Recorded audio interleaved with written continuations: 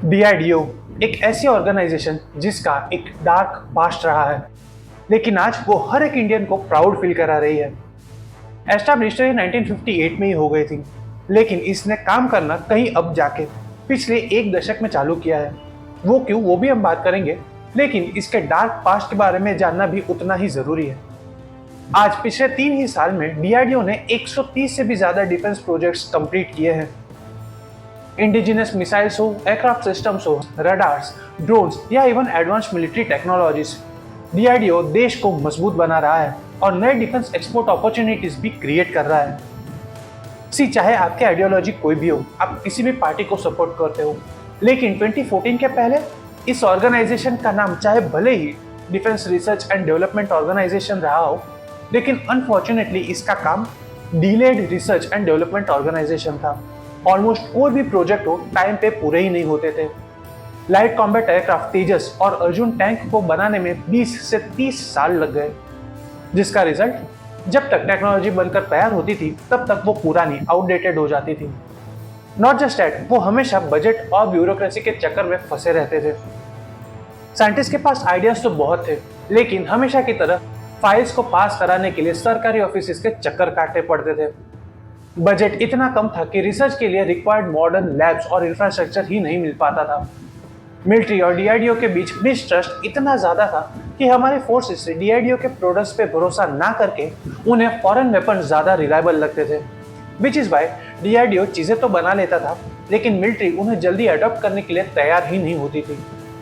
In simple words, पहले DRDO के पास talent तो था, लेकिन मैनेजमेंट, बजट और पॉलिटिकल सपोर्ट बिल्कुल भी नहीं था। लेकिन 2014 के बाद कुछ ऐसा हुआ कि जो डीआरडीओ सालों तक प्रोजेक्ट्स डिलेस के लिए जाना जाता था, उसने अब बैक टू बैक मिसाइल्स की झड़ी लगा दी है। 2014 के बाद सरकार ने डीआरडीओ को प्रायोरिटी दी और डीआरडीओ ने रिजल्ट देना भी शुरू किया। आज एयर डिफेंस सिस्टम्स हो, आकाश मिसाइल सिस्टम्स हो, मर्व टेक्नोलॉजी वाली अग्नि 5, प्रलय मिसाइल, रुद्रम या कुछ और, ये सब कुछ डीआरडीओ की वजह से है। उन्होंने हमें उन कुछ चुनिंदा गिने चुने देशों की लिस्ट में लाके खड़ा कर दिया है जिनके पास advance missiles and missile defence technologies हो। पहले हम वेपन्स खरीदते थे, आज हम उन्हें एक्सपोर्ट कर रहे हैं। तो ये सब आखिर बदला कैसे? इसके पीछे न 3 बहुत ही बड़े रीजंस हैं। पहला, free hand and political will. Scientist को ये क्लियर मैसेज दे दिया गया, आप काम करो, बजट और परमिशन की टेंशन गई तेल लगाने। इसका रिजल्ट 2019 में भारत ने एक लाइव सैटेलाइट को स्पेस में मार गिराया। इस टेस्ट से भारत यूएस, रशिया और चाइना के बाद एसैट कैपेबिलिटी वाला चौथा देश बन गया। और सबसे इंपॉर्टेंट चीज, इस मिशन को सुपर सीक्रेटिव तरीके से एग्जीक्यूट किया गया, जिसने पूरी दुनिया को शॉक करके रख दिया।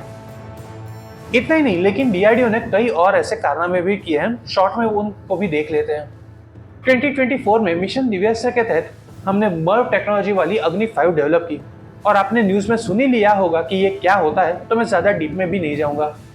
2024 से 26 में बैलिस्टिक मिसाइल डिफेंस का फेज 2 हुआ, जिसमें हमने हमारा खुद का सुदर्शन चक्र यानी मिसाइल शील्ड डेवलप की, जहां डीआरडीओ ने AD-1 और AD-2 इंटरसेप्टर मिसाइल्स का लगातार सफल टेस्ट किया।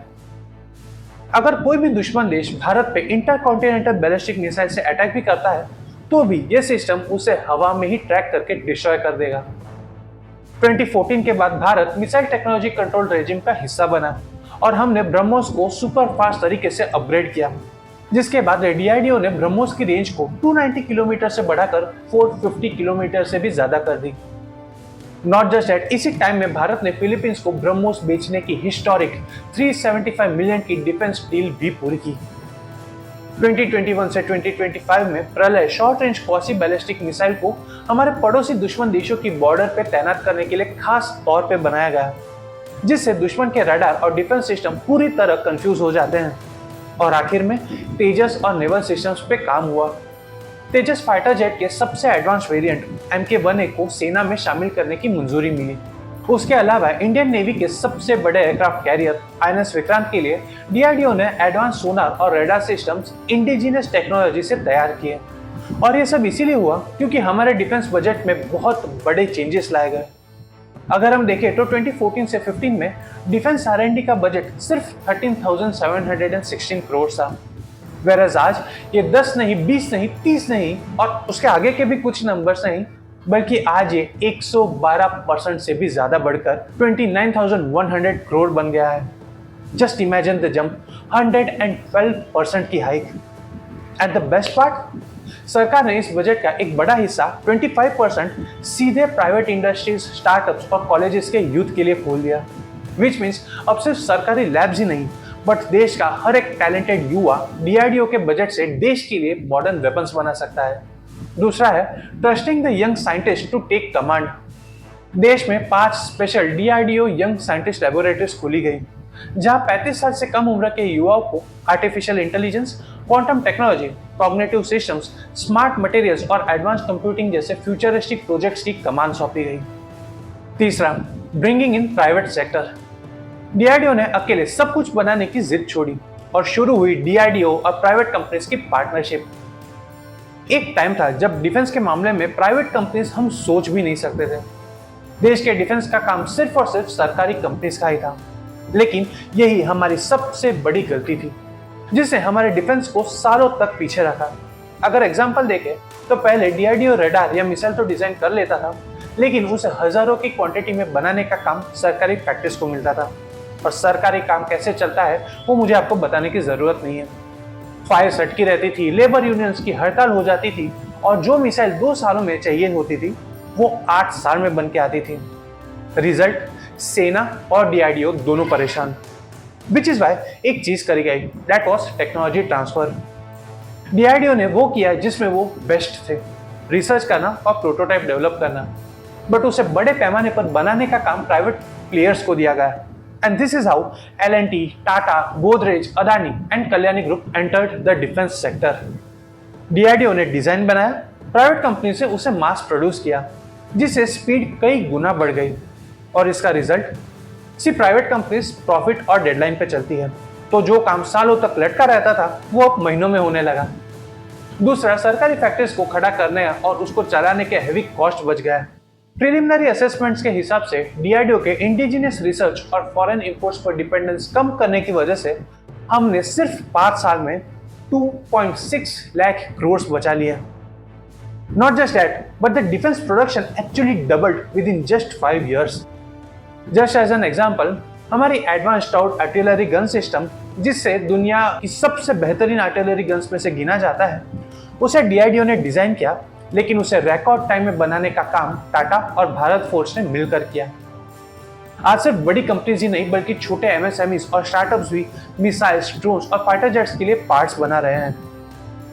और इसी मॉडल पर पिनाका रॉकेट सिस्टम का प्रोडक्शन स्केल हुआ, आकाश मिसाइल सिस्टम्स का मास प्रोडक्शन हुआ, एलसीएच प्रचंड और तेजस के कंपोनेंट्स के लिए प्राइवेट इकोसिस्टम डेवलप हुआ, ड्रोन्स और एंटी ड्रोन सिस्टम्स में स्टार्टअप्स को मौका मिला। इससे हमारे यहाँ डिफेंस का एक पूरा इकोसिस्टम खड़ा हो गया। रिजल्ट, आज सिर्फ हम हमारे लिए वेपन्स नहीं बना रहे, लेकिन हम उन्हें एक्सपोर्ट भी कर रहे हैं। तेजस MK-1A फाइटर जेट हो, मर्फ टेक्नोलॉजी वाली अग्नि 5 हो, Astra beyond visual range missiles, Rudram anti radiation missile, Pinaka rocket system, anti satellite capability, quick reaction surface to air missiles और medium range surface to air missiles हो, या hypersonic technologies, artificial intelligence for defence applications, advance technology warfare systems, anti drone technologies, robotics and autonomous systems या long range cruise missiles, कुछ भी develop करना हो, जवाब DRDO है। ये सिर्फ एक सरकारी ऑर्गेनाइजेशन से भारत का वो दिमाग बन गया है जिसने देश की पूरी ग्रोथ स्टोरी को बदल दिया है और हमें उस लीग में लाकर खड़ा कर दिया है जहां सिर्फ कुछ गिने चुने चुनिंदा देश ही पहुंच सकते हैं। आज डीआरडीओ सिर्फ भारत की ढाल नहीं, बल्कि हमारे दुश्मनों के खिलाफ हमारा सबसे बड़ा स्ट्रेटेजिक वेपन बन गया है।